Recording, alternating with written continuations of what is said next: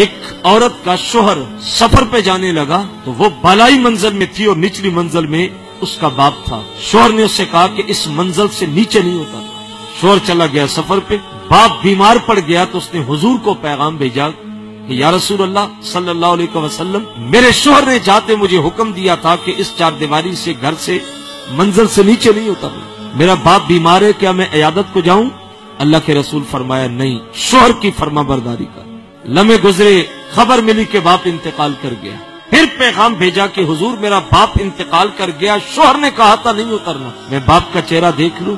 اللہ کے رسول فرمایا شوہر کی فرما برداری کر. باپ انتقال بھی کر گیا، باپ کا جنازہ بھی ہو گیا، باپ کو دفن بھی کر دیا.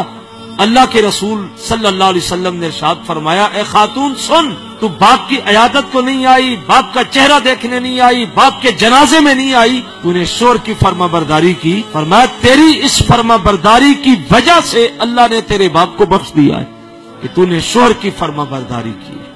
آج عورت اپنے آپ کو دیکھے کہ کیا اس کے سامنے جو شوہر ہے اس کی فرما برداری اس کے پاس کتنی ہے. آج اکثر گھروں کا جھگڑا جو ہم جان رہے ہیں کہ جب تک بچے چھوٹے ہیں شوہر کے اوپر سب کچھ ہے تو فرما برداری ہے، اور جب بچے جوان ہو گئے، پیسہ کمانے لگے، تو 20 گھروں کی یہ داستان ہم نے سنی ہے کہ عورت اپنے مرد کو سمجھتی کچھ نہیں. وہ کہتے ہیں میرے بچے جوان ہو گئے، بچے میرے کما رہے ہیں، بات ختم ہو گئی. لہجے بدل جاتے ہیں، انداز ہی بدل جاتے. خواہ زمانہ کما کے تیری گود میں دنیا کے خزانے ڈال دے، اللہ اور اس کے رسول کی نظر میں اتنی دیر تک تو مقبول نہیں ہے جب تک تو اپنے شوہر کی فرما برداری نہیں کر لے.